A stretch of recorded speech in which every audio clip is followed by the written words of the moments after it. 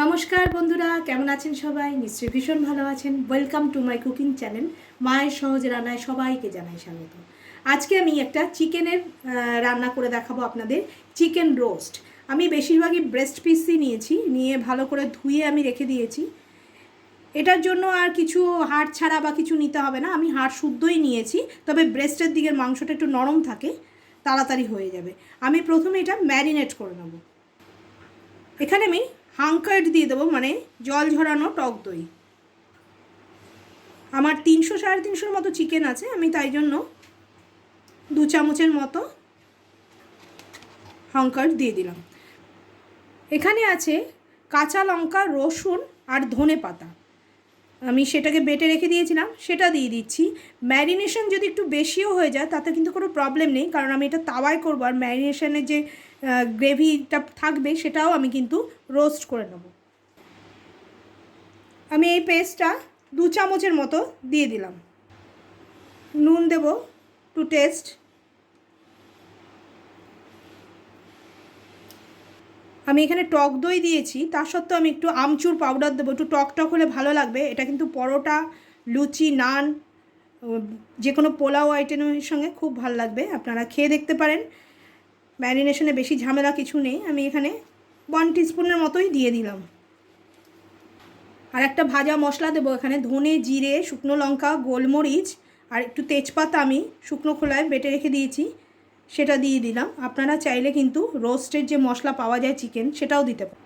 এখন বাজারে খুব গন্ধরাজ লেবু পাওয়া যাচ্ছে, সেই গন্ধরাজ লেবুর খোসা অর্থাৎ জেসটা আমি এখানে গ্রেট করে দিয়ে দেবো।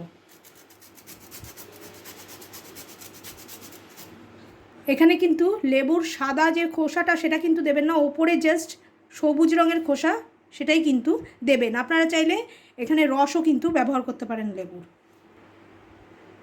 আর দেবো কিছুটা সাদা তেল, ওই 1 টিস্পুনের মতোই আমি সাদা তেল দিয়ে দিলাম। এবারে আমি এটাকে মেখে ভালো করে 4-5 ঘন্টা আমি ম্যারিনেট করে রেখে দেবো। এটা আমি 4-5 ঘন্টা ফ্রিজে ম্যারিনেট করে রেখে দেবো। তারপরে আমি করব, এর মধ্যে কিন্তু কোনো রকম বেসন বা আর কিছু ছাতু টাতু কিচ্ছু দিতে হবে না, এমনি এটা কিন্তু ইনস্ট্যান্ট করলেই খুব ভালো লাগবে খেতে। একদম শুকনো শুকনো আমি আপনাদের করে দেখাচ্ছি। এটা আমি 4-5 ঘন্টা ফ্রিজে রেখে ম্যারিনেট করে নেব। আমি প্রায় 5 ঘন্টার মতো ফ্রিজে আমি এটা ম্যারিনেট করে রেখে দিয়েছি চিকেনটা। দেখুন কত সুন্দর হয়েছে। আপনাদের হাতে সময় না থাকলে তাড়াতাড়িও করে নিতে পারেন, আমার হাতে সময় ছিল তাই আমি এটা ম্যারিনেট করে রেখে দিয়েছি। এইবারে আমি একটা ফ্রাই প্যান নিয়ে তার মধ্যে একটু সাদা তেল দিয়ে দেবো।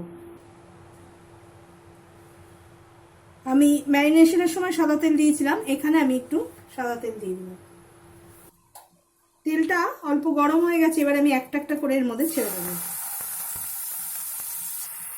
আমি চিকেনগুলো সাজিয়ে দিয়েছি, দিয়ে একটুখানি মিডিয়াম হাই ফ্লেমে আমি এক পিঠটা ভালো করে ভেজে নেবো। আমি কিন্তু দেখুন কোনো রকম বেসন বা ছাতু বা কোনো বাইন্ডিংয়ের কোনো কিছু দিইনি, কিন্তু কি সুন্দর দেখুন ম্যারিনেশনটা গায়ে লেগে রয়েছে চিকেনের। এভাবে আমি কিছুক্ষণ হাই ফ্লেমে করে নেবো আমি চিকেনটা। এক পিঠ মোটামুটি হয়েছে, এবার আমি একটু উল্টে উল্টে দেবো। দেখুন কি সুন্দর কালারটা আসছে দেখুন। আর আমি কিন্তু একটু সাদা সবুজ মতোই রেখেছি, আমি কিন্তু কোনো রকম লঙ্কার গুঁড়ো বা হলুদ দিইনি। এটা একদম শুকনো শুকনোই হবে, কাবাবের মতো খেতে। এটা কাবাবই বলা যায়, হরিয়ালি কাবাব। রেস্টুরেন্ট থেকে অনেক টাকা দিয়ে কাবাব কিনে আমরা খাই, কিন্তু বাড়িতে যদি এরকম সহজভাবে বানিয়ে নেন তাহলে বাচ্চারাও খেতে পারবে, আর সেটা হাইজেনিকও অনেক। এইবারে আমি একটুখানি ঢেকে এটাকে রান্না করব। তার আগে আমি যে ম্যারিনেশনটা রয়েছে বাটিতে সেটাও দিয়ে দেবো এর মধ্যে। এই যে ম্যারিনেশনটা রয়েছে এটা আমি আবার দিয়ে দিলাম, যাতে একটু নষ্ট না হয়। এটা কিন্তু একটু শুকনো শুকনোই হবে, গ্রেভি আইটেম একেবারেই হবে না। আপনারা চাইলে এটা পুরোটাই ঘি দিয়ে করতে পারেন, আমি লাস্টে একটুখানি ঘি ব্রাশ করে দেবো, আর কিচ্ছু দেবো না। ধনেপাতার গন্ধটা অসাধারণ বেরিয়েছে, আর আমচুর পাউডারটা দেওয়ার জন্য কিন্তু, আর লেবুর জেসটা দেওয়ার জন্য এটা কিন্তু গন্ধটা খুব ভালো বেরিয়েছে, আর টেস্টও খুব ভালো হবে। এবার আমি লো ফ্লেমে একটু 5 মিনিটের মতো ঢেকে রেখে দেবো, তারপরে আমি আবার উল্টে দেবো। মিনিট 5 মতো আমি ঢেকে রেখে দিয়েছিলাম। এবার আবার ফ্লেমটা একটু বাড়িয়ে দিলাম। চিকেনটা যেহেতু অনেকক্ষণ ম্যারিনেশন করা রয়েছে, সেই জন্য চিকেনটা কিন্তু সেদ্ধ হয়ে যাবে, বেশি টাইম লাগবে না।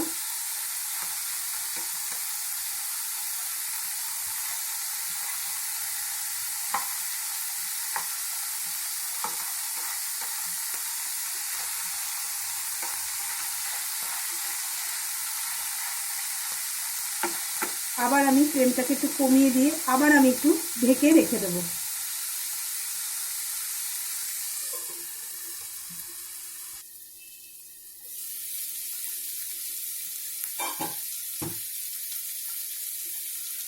রান্নাটা কিন্তু ভীষণ সিম্পল, দেখুন বেশি টাইমও লাগলো না।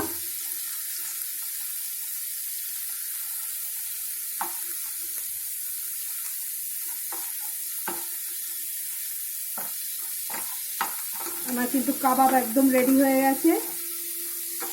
এর থেকে বেশি আর আমি করবো না, কারণ আমার মাংস একদম সেদ্ধ হয়ে গেছে। আমি কিছুটা কাঁচা পেঁয়াজ রেখে দিয়েছি কেটে, এই কাঁচা পেঁয়াজটা আমি ওপর থেকে একটু ছড়িয়ে দেবো,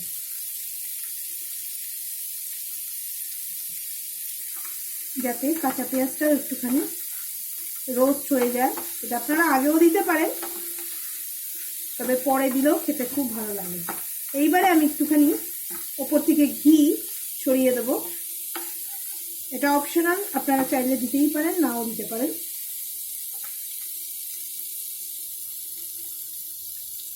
সামান্য একটু ঘি আমি দিয়ে দিলাম, ব্যাস। এবারে আমি চাপা দিয়ে রেখে দেবো। আমি আপনাদের পরিবেশন করে দেখাচ্ছি। আমার রান্নাটা কমপ্লিট হয়ে গেল। কেমন লাগলো একটুখানি কমেন্টস করে জানাবেন, আর বাড়িতে অবশ্য করেই কিন্তু এটা তৈরি করবেন।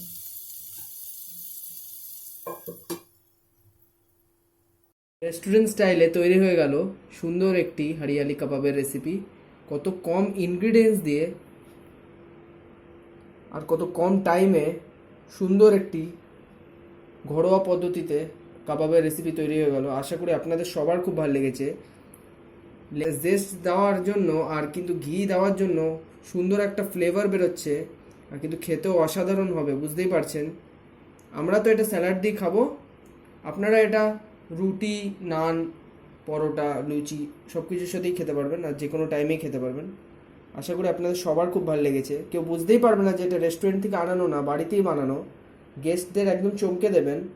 অবশ্যই কিন্তু রান্নাটা ট্রাই করবেন, আর আমাদের কমেন্টের মাধ্যমে কিন্তু লিখে জানাতে ভুলবেন না আপনাদের কেমন লাগলো। ভিডিওটাকে বেশি বেশি করে লাইক করবেন, আর যারা এখনও সাবস্ক্রাইব করেননি তারা অবশ্যই সাবস্ক্রাইব করে অল বাটনটি প্রেস করে দেবেন, আর বেশি বেশি করে বন্ধু বান্ধব আর রিলেটিভসদের সাথে শেয়ার করবেন। আর আমাদের একটা ফেসবুকে পেজ আছে মায়ের সহজ রান্না বলে, ওটা যারা এখনও ফলো করেননি তারা ফলো করে নিন, এমনি ঘরোয়া আর রোজকার রান্নার নোটিফিকেশন পাওয়ার জন্য। ধন্যবাদ।